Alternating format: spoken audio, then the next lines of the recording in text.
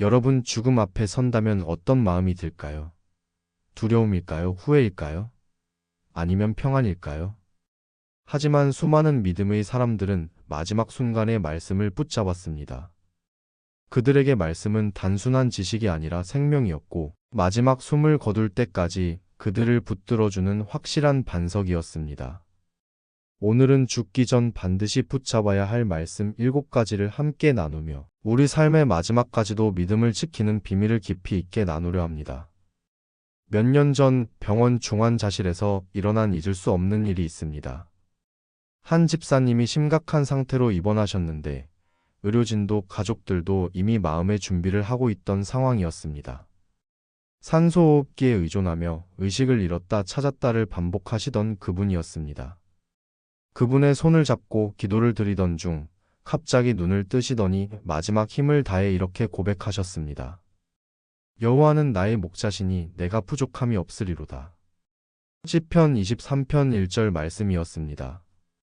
그 순간의 장면을 잊을 수가 없습니다. 죽음의 그림자가 짙게 드리워진 중환자실에서 각종 의료 장비들이 삐삐거리는 소리가 들리는 가운데서도 그분의 얼굴에는 평안이 가득했습니다. 두려움이 사라지고 오히려 안정감이 그 표정에 나타났습니다. 말씀의 능력이 죽음의 공포마저 이기는 것을 직접 목격한 순간이었습니다. 가족들도 그 모습을 보며 눈물을 흘렸지만 그것은 슬픔의 눈물이 아니라 감동의 눈물이었습니다. 그분은 그 후 며칠을 더 버티셨는데 의식이 있을 때마다 말씀을 중얼거리셨습니다. 주께서 나를 푸른 풀밭에 누이시며 쉴만한 물가로 인도하시는도다. 내 영혼을 소생시키시고 자기 이름을 위하여 의의 길로 인도하시는도다. 시편 23편 전체를 암송하며 마지막까지 말씀 안에서 평안을 누리셨습니다. 그분의 죽음은 단순한 생명의 끝이 아니라 말씀 안에서 맞이한 승리의 완성이었습니다. 역사를 돌아보면 이런 사례들을 더 많이 발견할 수 있습니다. 초대 교회의 스데반 집사는 돌에 맞아 죽어가면서도 주 예수여, 내 영혼을 받으시옵소서라고 기도하며 하나님의 품에 안겼습니다. 그는 죽어가는 순간에도 자신을 죽이는 자들을 위해 주여, 이 죄를 그들에게 돌리지 마옵소서라고 기도했습니다. 말씀이 그의 마음을 다스렸기에 미움 대신 사랑으로, 원망 대신 용서로 응답할 수 있었던 것입니다. 16세기 종교개혁자 존 후스는 화영대에서 예수 그리스도여, 다윗의 아들이여, 나를 긍휼히 여기소서라고 외치며 순교했습니다. 불길이 그의 몸을 감쌀 때도 그는 찬양을 멈추지 않았다고 전해집니다. 18세기 찬송가 작사가 찰스 웨슬리는 임종 직전에 주 예수의 보혈로라는 찬송을 부르며 세상을 떠났습니다. 이들 모두에게 말씀은 단순한 지식이 아니라 생명이었고 마지막 순간까지 그들을 붙들어주는 확실한 반석이었습니다. 현대를 살아가는 우리에게도 이런 말씀의 능력이 필요합니다. 의학이 발달하고 생활이 편리해졌지만 죽음에 대한 두려움은 여전히 모든 인간이 가지고 있는 근본적인 공포입니다.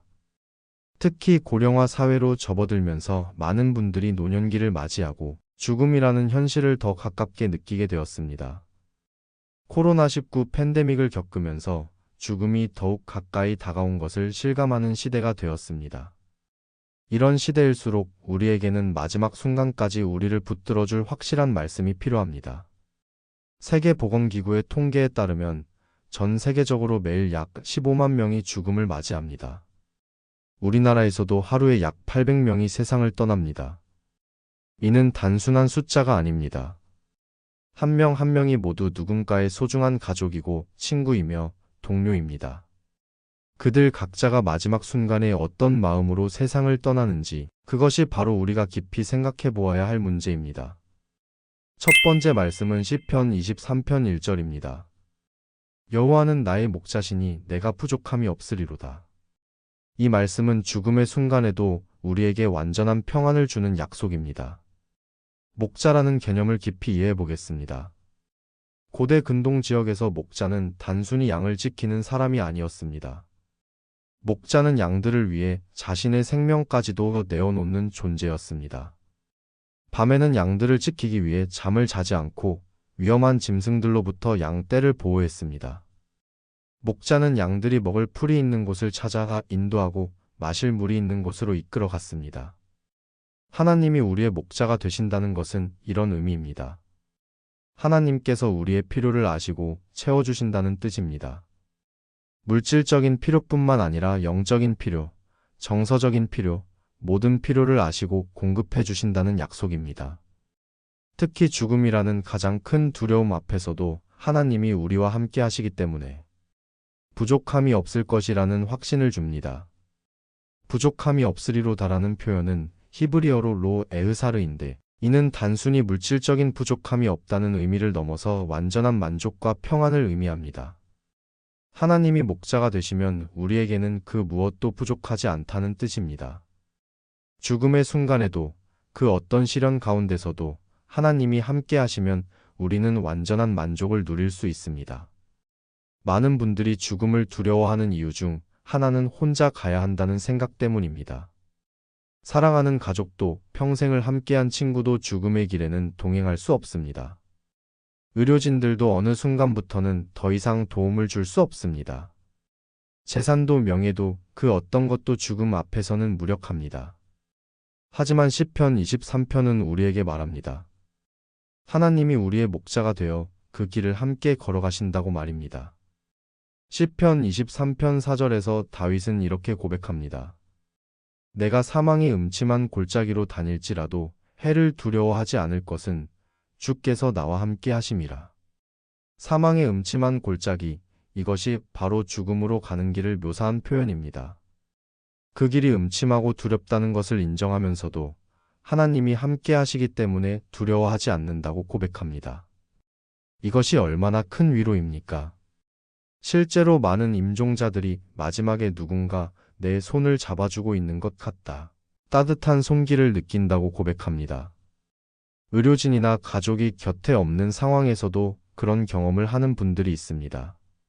한 간호사는 이런 간증을 했습니다. 수많은 환자분들을 지켜봤는데 믿음을 가진 분들의 임종은 확실히 다릅니다. 마지막 순간에 평안한 표정을 지으시며 때로는 미소까지 띠면서 세상을 떠나십니다. 마치 반가운 분을 만나는 것처럼요. 이것이 바로 하나님의 목자 되심을 경험하는 것입니다. 보이지 않지만 확실히 존재하는 하나님의 손길을 마지막 순간에 경험하게 되는 것입니다. 이런 경험을 하기 위해서는 살아있을 때부터 이 말씀을 마음에 새기고 믿음으로 살아가야 합니다. 하나님을 목자로 모시고 사는 사람만이 마지막에도 그 목자의 인도하심을 경험할 수 있습니다. 두 번째 말씀은 이사야 41장 10절입니다. 두려워하지 말라 내가 너와 함께 함이라 놀라지 말라. 나는 내 하나님이 됨이라. 내가 너를 굳세게 하리라. 참으로 너를 도와주리라. 참으로 나의 의로운 오른손으로 너를 붙들리라. 이 말씀은 두려움 가득한 마지막 순간에 하나님의 붙드심을 경험하게 해주는 약속입니다. 이 말씀의 배경을 살펴보면 더욱 의미가 깊어집니다. 이사야 40장부터 시작되는 부분은 바벨론 포로로 잡혀간 이스라엘 백성들을 향한 위로의 메시지입니다. 절망적인 상황에서 하나님의 위로와 소망을 선포하는 내용입니다. 41장 10절은 그 위로의 절정이라고 할 수 있습니다. 가장 절망적이고 두려운 상황에서도 하나님이 함께 하신다는 확신을 주는 말씀입니다. 두려워하지 말라는 명령형 표현은 단순한 권면이 아닙니다. 이것은 하나님의 권위 있는 명령이며 동시에 약속입니다. 하나님께서 두려워하지 말라고 명령하시는 것은 두려워할 이유가 없다는 뜻입니다. 그 이유를 바로 다음에 설명하십니다. 내가 너와 함께 함이라. 하나님의 임재가 바로 두려움을 몰아내는 원동력입니다. 놀라지 말라는 표현은 히브리어로 알티샤인데 이는 갑작스러운 충격이나 당황함을 나타내는 단어입니다. 죽음은 때로 갑작스럽게 찾아옵니다. 교통사고나 심장마비, 뇌졸중 등으로 예고 없이 찾아오는 경우가 많습니다. 하지만 하나님은 그런 상황에서도 놀라지 말라고 하십니다. 왜냐하면 하나님이 우리의 하나님이 되시기 때문입니다. 나는 내 하나님이 됨이라는 선언은 소유권과 책임을 의미합니다. 하나님이 우리의 하나님이 되신다는 것은 우리를 자신의 소유로 여기시고 우리에 대한 모든 책임을 지신다는 뜻입니다. 마치 부모가 자녀에 대해 책임을 지는 것처럼 하나님이 우리에 대한 완전한 책임을 지신다는 약속입니다. 내가 너를 굳세게 하리라는 약속은 특별히 의미가 깊습니다. 죽음을 앞둔 순간에 우리는 극도로 연약해집니다. 육체적으로도 정신적으로도 영적으로도 약해집니다. 하지만 하나님은 그런 우리를 굳세게 하신다고 약속하십니다. 이것은 단순히 육체를 건강하게 해주신다는 뜻이 아닙니다. 마지막 순간까지 흔들리지 않는 영적인 강건함을 주신다는 약속입니다. 참으로 너를 도와주리라는 표현에서 참으로는 히브리어로 아프인데 이는 확실히 틀림없이라는 의미입니다. 하나님의 도우심이 확실하다는 것을 강조하는 표현입니다. 어떤 상황에서도 아무리 절망적인 순간에도 하나님의 도우심은 확실하다는 약속입니다. 이 말씀에서 가장 주목할 부분은 나의 의로운 오른손으로 너를 붙들리라는 약속입니다. 오른손은 고대 근동 문화에서 힘과 권능을 상징합니다. 왕의 오른손은 권력을 의미했고 전사의 오른손은 무력을 의미했습니다. 하나님의 오른손은 창조의 능력이며 구원의 능력입니다. 그 손이 우리를 붙든다는 것은 절대로 놓지 않으신다는 약속입니다. 의로운 오른손이라는 표현은 더욱 특별합니다. 하나님의 손이 의롭다는 것은 그 손길이 공정하고 정확하다는 뜻입니다. 하나님은 우리를 붙드실 권리가 있으시고 붙드실 능력이 있으시며 붙드시는 것이 의로운 일이라는 것입니다. 우리가 죄인임에도 불구하고 하나님이 우리를 붙드시는 것은 예수 그리스도의 십자가 공로 때문입니다. 실제로 많은 임종자들이 이런 하나님의 손길을 경험합니다. 한 목사님은 이런 간증을 했습니다. 아버지가 돌아가실 때 마지막에 이렇게 말씀하셨습니다. 누군가 내 손을 꽉 잡고 있다. 너무 따뜻하고 강한 손이다. 전혀 두렵지 않다. 그리고 평안한 표정으로 눈을 감으셨습니다. 이것이 바로 하나님의 의로운 오른손에 붙드심을 경험하는 것입니다.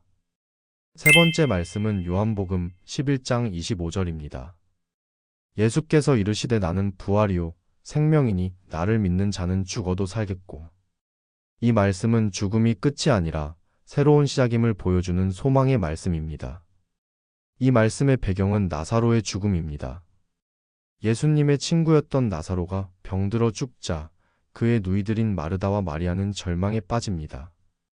특히 마르다는 예수님께 주께서 여기 계셨더라면 내 오라버니가 죽지 아니하였겠나이다라고 말합니다.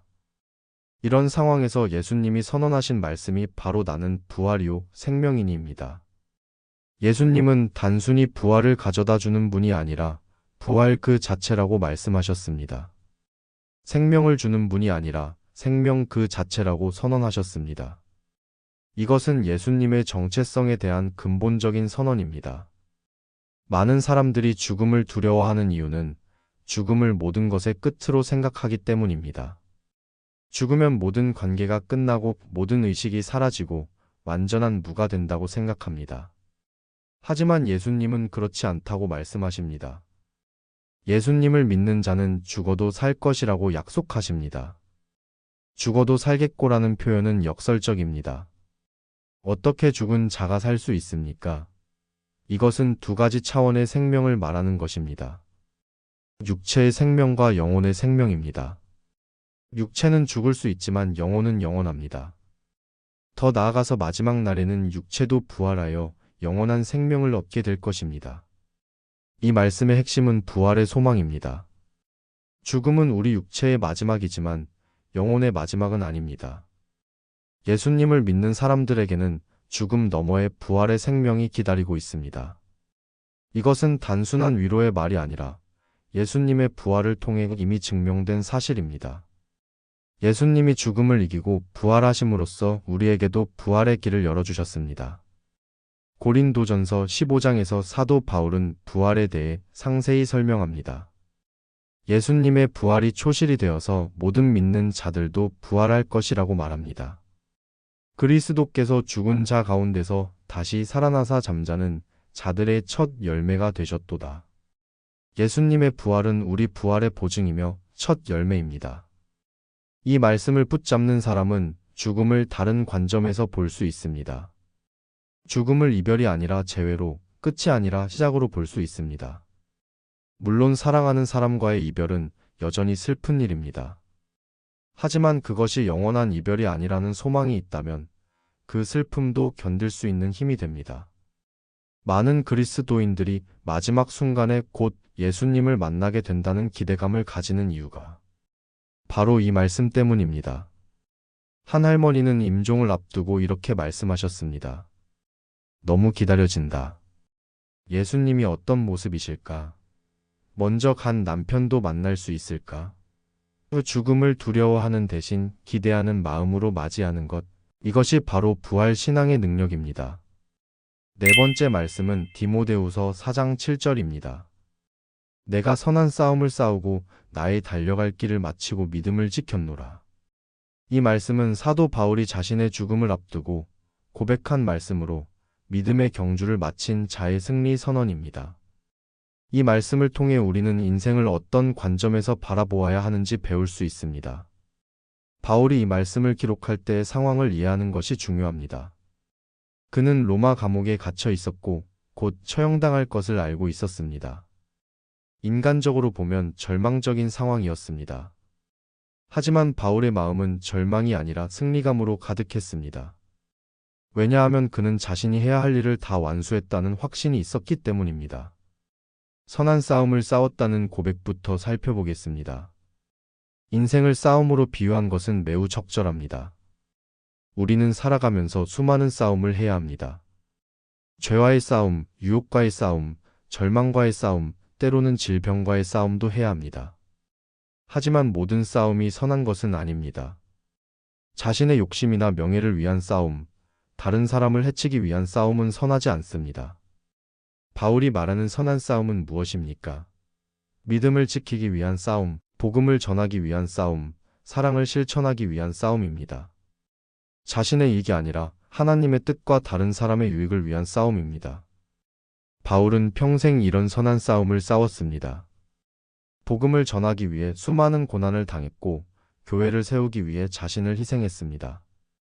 우리도 마지막 순간에 나는 선한 싸움을 싸웠다고 고백할 수 있어야 합니다. 이것은 완벽한 사람이 되어야 한다는 뜻이 아닙니다. 실수와 실패가 있어도 전체적인 방향이 선했다면, 하나님의 뜻을 따르려고 노력했다면 선한 싸움을 싸운 것입니다. 중요한 것은 어떤 동기로 무엇을 위해 싸웠느냐는 것입니다. 나의 달려갈 길을 마쳤다는 고백도 중요합니다. 이것은 하나님이 각자에게 주신 사명을 완수했다는 의미입니다. 모든 사람에게는 하나님이 주신 고유한 길이 있습니다. 어떤 사람은 긴 길을, 어떤 사람은 짧은 길을 가야 할 수도 있습니다. 어떤 사람은 평탄한 길을, 어떤 사람은 험난한 길을 가야 할 수도 있습니다. 중요한 것은 길의 길이나 난이도가 아니라 그 길을 끝까지 완주하는 것입니다. 바울의 길은 결코 쉽지 않았습니다. 고린도후서 11장에서 그는 자신이 당한 고난들을 열거합니다. 매 맞음, 돌로 맞음, 파선, 강도, 동족의 위험, 이방인의 위험, 굶주림, 목마름, 추위, 헐벗음 등 수없이 많은 어려움을 겪었습니다. 하지만 그는 그 모든 것을 통과하며 자신에게 주어진 길을 끝까지 완주했습니다. 우리에게도 각자의 길이 있습니다. 그 길이 무엇인지 발견하고 그 길을 끝까지 가는 것이 우리의 사명입니다. 어떤 사람은 가정에서의 사명을, 어떤 사람은 직장에서의 사명을, 어떤 사람은 교회에서의 사명을 받았을 것입니다. 중요한 것은 그 사명을 발견하고 성실히 감당하는 것입니다. 그러면 마지막에 내 길을 완주했다고 고백할 수 있을 것입니다. 그리고 가장 중요한 것은 믿음을 지켰다는 고백입니다. 세상의 유혹과 시험 속에서도 믿음을 잃지 않고 끝까지 하나님을 신뢰하는 것, 이것이 바로 믿음의 경주에서 승리하는 비결입니다. 믿음을 지킨다는 것은 단순히 교리를 암기하는 것이 아닙니다. 삶의 모든 영역에서 하나님을 신뢰하고 의지하는 것입니다. 바울에게는 믿음을 버리고 싶은 순간들이 많았을 것입니다. 고난이 너무 클 때, 사람들이 배신할 때, 사역이 막힐 때 포기하고 싶었을 것입니다. 하지만 그는 끝까지 믿음을 지켰습니다. 하나님에 대한 신뢰를 포기하지 않았습니다.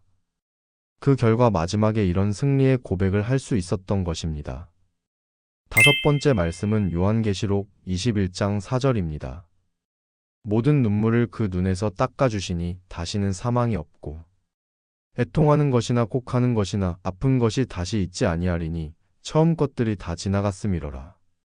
이 말씀은 죽음 너머에 있는 새로운 세상에 대한 약속으로 우리에게 궁극적인 소망을 제시합니다.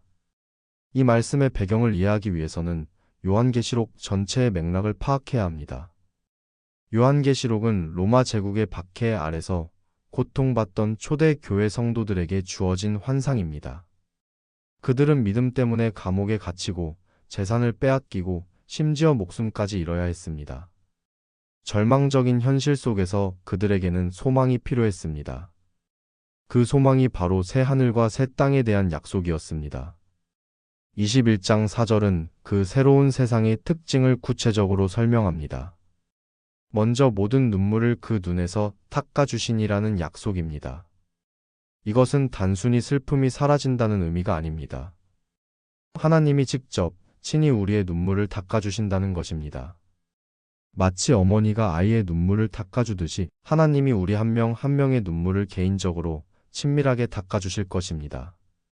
눈물은 인간의 가장 깊은 감정의 표현입니다. 기쁨의 눈물도 있지만 대부분의 눈물은 슬픔과 고통에서 나옵니다. 사랑하는 사람을 잃은 슬픔, 질병으로 인한 고통, 인생의 실패와 좌절, 외로움과 절망감 등이 모두 눈물로 표현됩니다. 하나님은 우리가 이 땅에서 흘린 모든 눈물을 기억하고 계십니다. 시편 56편 8절은 나의 유리함을 주께서 계수하셨으니 나의 눈물을 주의 병에 담으소서 이것이 주의 책에 기록되지 아니하였나이까라고 말합니다. 다시는 사망이 없고라는 약속은 더욱 놀랍습니다. 죽음은 인류 최대의 적입니다. 아무리 의학이 발달해도, 아무리 부자라도, 아무리 권력이 있어도 죽음을 피할 수는 없습니다. 하지만 하나님이 만드실 새로운 세상에서는 죽음이 완전히 사라집니다. 고린도전서 15장 26절은 마지막에 멸망받을 원수는 사망인이라고 말합니다. 죽음이 완전히 멸망당하는 것입니다. 애통하는 것이나 곡하는 것이나 아픈 것이 다시 있지 아니하리니라는 약속도 구체적입니다. 애통은 깊은 슬픔을, 곡함은 슬픔의 표현을, 아픔은 육체적 정신적 고통을 의미합니다.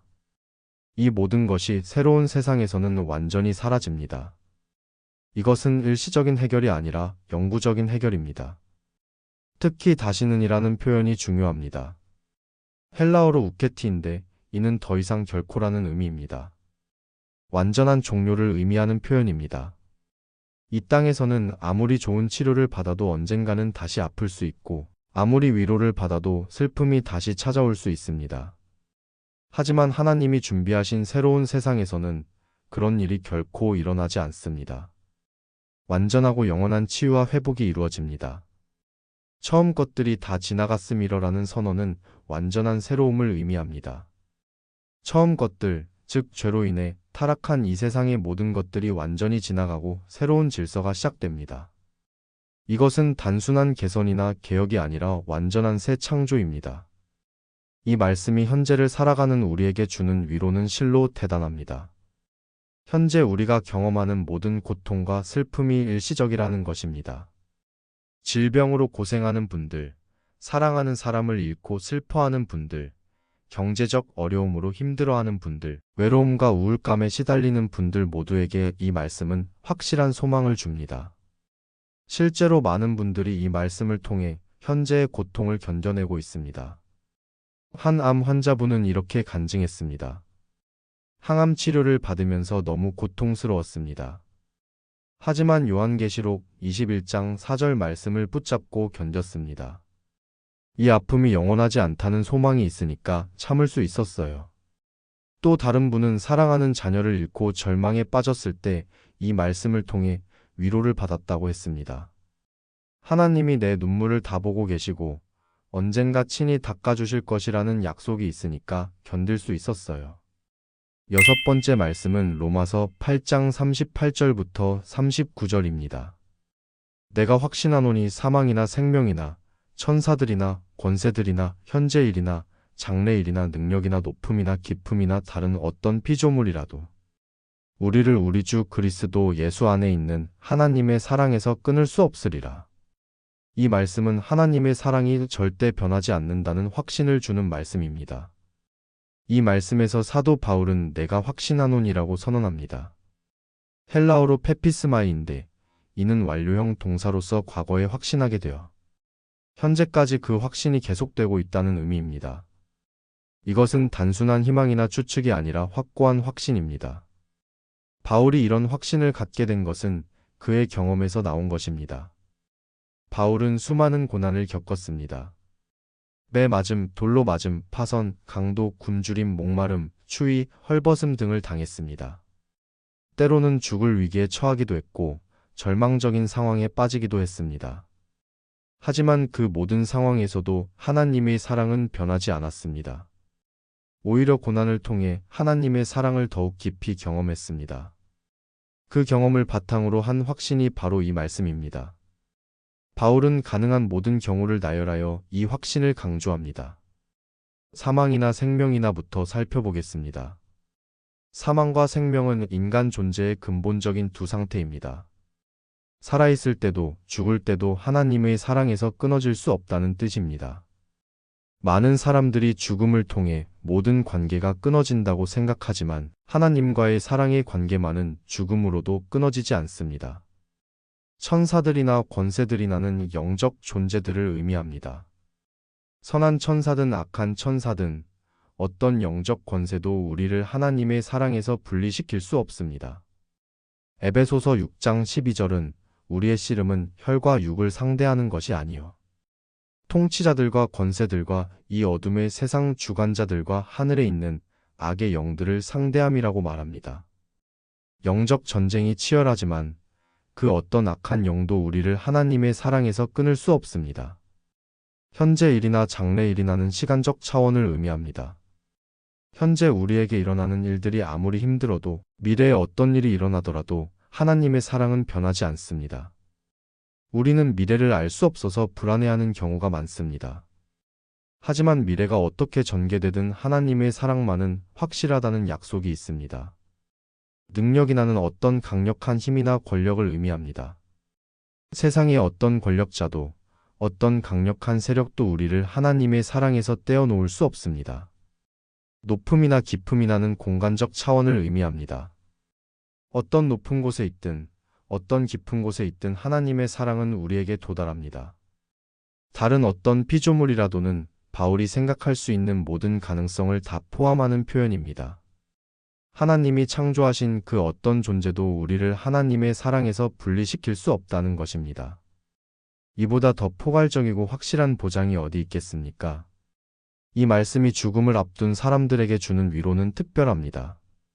죽음이라는 것이 결국 모든 관계의 단절을 의미한다고 생각하는 사람들이 많습니다.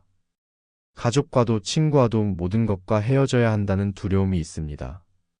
하지만 이 말씀은 우리에게 말합니다. 사망조차도 우리를 하나님의 사랑에서 끊을 수 없다고 말입니다. 오히려 죽음을 통해 우리는 하나님의 사랑을 더 온전하게 경험하게 될 것입니다. 현재를 살아가는 우리에게도 이 말씀은 큰 의미가 있습니다. 인생에는 예상치 못한 일들이 많이 일어납니다. 질병이 올 수도 있고, 사업이 실패할 수도 있고, 사랑하는 사람과 이별해야 할 수도 있습니다. 자연재해나 사고로 인해 모든 것을 잃을 수도 있습니다. 하지만 어떤 상황이 와도 하나님의 사랑만은 변하지 않습니다. 한 집사님은 이런 간증을 했습니다. 사업이 망하고 집까지 잃게 되었을 때 정말 절망스러웠습니다. 하나님이 나를 사랑하신다면 왜 이런 일이 일어났을까 원망스럽기도 했어요. 하지만 로마서 8장 38-39절을 읽으며 깨달았습니다. 내 상황이 바뀐 것이지 하나님의 사랑이 바뀐 것은 아니라는 것을요. 그 후로는 어떤 어려움이 와도 흔들리지 않게 되었습니다. 일곱 번째 말씀은 요한복음 14장 2절부터 3절입니다. 내 아버지 집에 거할 곳이 많도다. 그렇지 않으면 너희에게 일렀으리라. 내가 너희를 위하여 거할 곳을 예비하러 가노니 가서 너희를 위하여 거할 곳을 예비하면 내가 다시 와서 너희를 내게로 영접하여 나 있는 곳에 너희도 있게 하리라. 이 말씀은 예수님이 직접 약속하신 영원한 집에 대한 말씀입니다. 이 말씀의 배경을 살펴보면 더욱 의미가 깊어집니다. 예수님이 이 말씀을 하신 것은 최후의 만찬 때였습니다. 곧 십자가에 달려 죽으실 것을 아시고 제자들에게 마지막 유언과 같은 말씀을 하시는 상황이었습니다. 제자들은 예수님이 떠나신다는 말씀에 근심에 빠져 있었습니다. 그때 예수님이 주신 위로의 말씀이 바로 이것입니다. 내 아버지 집에 거할 곳이 많도다라는 약속부터 살펴보겠습니다. 집이라는 개념은 우리에게 특별한 의미가 있습니다. 집은 쉼의 장소이고 안전한 곳이며 가족이 함께 모이는 곳입니다. 집은 소속감을 주고 정체성을 확인해 주는 곳입니다. 예수님은 하나님 아버지의 집에 우리가 거할 곳이 많다고 말씀하셨습니다. 여기서 거할 곳이라고 번역된 헬라어는 모나이인데 이는 머무는 곳, 거주지를 의미합니다. 일시적인 숙소가 아니라 영구적인 거주지를 말하는 것입니다. 그리고 그곳이 많다고 하셨습니다. 자리가 부족해서 못 들어갈 염려가 없다는 뜻입니다. 하나님의 집은 모든 믿는 자들을 충분히 수용할 수 있을 만큼 크고 넓습니다. 그렇지 않으면 너희에게 일렀으리라는 말씀은 예수님의 진실하심을 보여줍니다. 만약 아버지 집에 거할 곳이 없다면 미리 말씀해 주셨을 것이라는 뜻입니다. 예수님은 제자들에게 거짓된 희망을 주지 않으십니다. 확실한 것만 약속하십니다. 이 약속의 확실성을 강조하는 표현입니다. 내가 너희를 위하여 거할 곳을 예비하러 가노니는 더욱 감동적입니다. 예수님이 십자가에 달려 죽으시고 부활하여 승천하시는 것을 거할 곳을 예비하러 간다고 표현하신 것입니다. 예수님의 죽음과 부활과 승천이 우리를 위한 준비 작업이라는 뜻입니다. 이것은 얼마나 사랑의 표현입니까? 고대 유대 문화에서 신랑이 신부를 맞이할 때의 관습을 생각해보면 이해가 쉬워집니다. 약혼한 신랑은 신부의 집을 떠나 자신의 아버지 집으로 돌아가서 신부를 위한 방을 준비했습니다. 방이 완전히 준비되면 신랑이 직접 신부를 맞이하러 왔습니다. 예수님도 마찬가지로 우리를 위해 처소를 준비하고 계십니다. 가서 너희를 위하여 거할 곳을 예비하면이라는 표현에서 예비하다는 헬라어 헤토이마조는 준비하다, 마련하다는 의미입니다. 예수님이 직접 친히 우리를 위해 처소를 준비하고 계시다는 것입니다. 어떤 처소일지 상상해 보십시오. 사랑과 지혜가 완전하신 예수님이 직접 준비하시는 집이니 얼마나 완벽하고 아름다울까요? 내가 다시 와서 너희를 내게로 영접하여라는 약속은 더욱 감동적입니다. 예수님의 재림을 말씀하시는 것인데 그 목적이 우리를 영접하기 위해서라는 것입니다. 영접하다는 헬라어 파라람바노는 함께 데려가다, 자기에게로 맞아들이다는 의미입니다. 마치 오랜 여행을 떠났던 자녀를 집에서 기다리는 부모처럼 예수님이 우리를 기다리고 계십니다. 그리고 때가 되면 직접 우리를 맞이하러 오실 것입니다. 죽음이 우리를 데려가는 것이 아니라 예수님이 우리를 맞이하러 오시는 것입니다. 이 얼마나 따뜻하고 위로가 되는 약속입니까? 죽음이 두려운 것이 아니라 오히려 기대가 되는 이유가 바로 이 약속 때문입니다. 나 있는 곳에 너희도 있게 하리라는 최종 목적을 말씀하신 것입니다. 예수님과 함께 있는 것, 이것이 천국의 본질입니다. 장소보다 중요한 것은 누구와 함께 있느냐는 것입니다. 예수님과 함께 있는 곳이 바로 천국입니다. 이 말씀을 붙잡는 사람은 죽음을 다른 관점에서 볼 수 있습니다. 죽음을 끝이 아니라 귀향으로, 이별이 아니라 재회로 바라볼 수 있습니다. 마치 긴 출장을 마치고 집으로 돌아가는 것처럼 이 땅에서의 삶을 마치고 진정한 집으로 돌아가는 것으로 이해할 수 있습니다. 한 할머니는 임종을 앞두고 이렇게 말씀하셨습니다. 집에 가고 싶다. 예수님이 계시는 그 집으로. 또 다른 할아버지는 마침내 집에 갈 시간이 되었구나라고 하시며 평안히 눈을 감으셨습니다. 이런 관점을 가진 사람은 마지막 순간에도 평안할 수 있을 것입니다. 요즘 시대를 살펴보면 고령화 사회로 접어들면서 많은 분들이 미래에 대해 걱정하고 있습니다. 건강에 대한 불안, 경제적 어려움, 가족들과의 이별 등 다양한 두려움이 있습니다. 특히 코로나19 팬데믹을 겪으면서 죽음이 더 가깝게 느껴지는 시대가 되었습니다. 전쟁과 경제 불안, 자연재해 등으로 인해 미래에 대한 불확실성도 커지고 있습니다. 통계청 자료에 따르면 우리나라 65세 이상 인구가 전체 인구의 18%를 넘어섰습니다. 초고령 사회 진입을 앞두고 있는 상황입니다. 많은 어르신들이 죽음에 대한 두려움, 건강에 대한 걱정, 경제적 어려움, 외로움 등으로 힘들어하고 계십니다. 또한 중년층들도 부모님의 노령화와 자신의 노후를 동시에 걱정하며 불안감을 느끼고 있습니다. 하지만 성경은 우리에게 죽음조차 두렵지 않은 확신을 줍니다. 이 7가지 말씀들은 단순한 위로의 말이 아니라 하나님의 확실한 약속입니다. 이 말씀들을 마음에 새기고 살아가는 사람은 어떤 상황에서도 흔들리지 않을 수 있습니다. 은퇴 후의 외로움, 건강에 대한 불안, 사랑하는 사람들과의 이별 등 모든 어려움 속에서도 이 말씀들이 우리를 붙들어 줄 것입니다. 실제로 많은 시니어 분들이 이런 말씀들을 통해 노년기를 평안하게 보내고 계십니다. 한 할머니는 매일 아침 일어나서 시편 23편을 암송하는 것으로 하루를 시작한다고 하셨습니다. 하나님이 나의 목자시니 부족함이 없다는 확신이 있으니 오늘 무슨 일이 일어나도 두렵지 않아요 라고 말씀하셨습니다. 또 다른 할아버지는 요한복음 14장 2-3절 말씀을 액자에 넣어 침실에 걸어두고 잠자리에 들 때마다 그 말씀을 읽는다고 하셨습니다. 혹시 오늘 밤 주님이 부르시더라도 준비된 집이 있으니까 두렵지 않아요 라는 것이 그분의 고백이었습니다. 한 권사님은 로마서 8장 38-39절을 손글씨로 써서 지갑에 넣고 다니신다고 했습니다. 어떤 어려움이 와도 하나님의 사랑에서 끊어질 수 없다는 확신이 있으니까 담대해요 라고 하셨습니다. 이런 말씀들이 우리 삶에 미치는 영향은 실로 큽니다. 죽음에 대한 두려움이 사라지면 현재의 삶을 더 적극적으로 살 수 있게 됩니다. 내일을 걱정하느라 오늘을 놓치지 않게 되고 정말 중요한 것이 무엇인지 분별할 수 있게 됩니다. 또한 다른 사람들에게도 이런 위로와 소망을 나누어 줄 수 있게 됩니다. 한 목사님은 이런 간증을 했습니다. 병원 원목실에서 20년 동안 사역했습니다.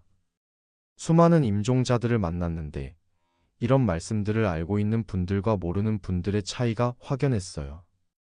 말씀을 아는 분들은 평안히 세상을 떠나시지만 그렇지 않은 분들은 마지막까지 두려워하고 고통스러워 하셨어요. 말씀의 능력이 정말 크다는 것을 실감했습니다. 죽음은 끝이 아닙니다. 하나님 품에 안기는 시작입니다. 여호와가 나의 목자가 되시고 하나님이 나를 붙들어 주시며 예수님이 부활이요 생명이 되시고 선한 싸움을 싸우고 믿음을 지킬 수 있으며 모든 눈물을 닦아주시고 하나님의 사랑에서 끊어질 수 없으며 예비된 영원한 집이 기다리고 있다는 이 말씀들을 가슴에 새기면 마지막 순간에도 흔들리지 않을 것입니다. 오늘 나눈 이 7가지 말씀들을 다시 한번 정리해 보겠습니다. 첫째, 시편 23편 1절의 목자이신 하나님이 우리와 함께 하심으로 부족함이 없습니다. 둘째, 이사야 41장 10절에 붙드시는 하나님이 우리를 의로운 오른손으로 붙들어 주십니다. 셋째, 요한복음 11장 25절에 부활이신 예수님이 우리에게 영원한 생명을 주십니다.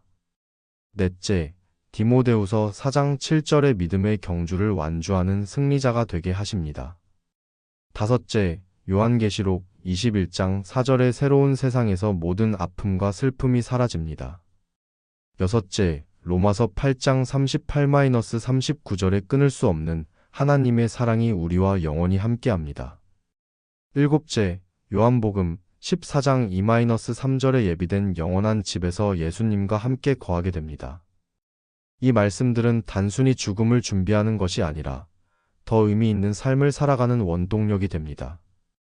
영원한 관점에서 현재를 바라보게 하고 정말 중요한 것이 무엇인지 깨닫게 해주며 어떤 어려움 속에서도 소망을 잃지 않게 해줍니다. 이 말씀들을 붙잡고 사는 사람은 죽음 앞에서도 담대할 수 있고 현재의 삶도 더욱 풍성하게 살 수 있을 것입니다. 끝까지 믿음을 지키며 승리하는 여러분 되시길 축복합니다.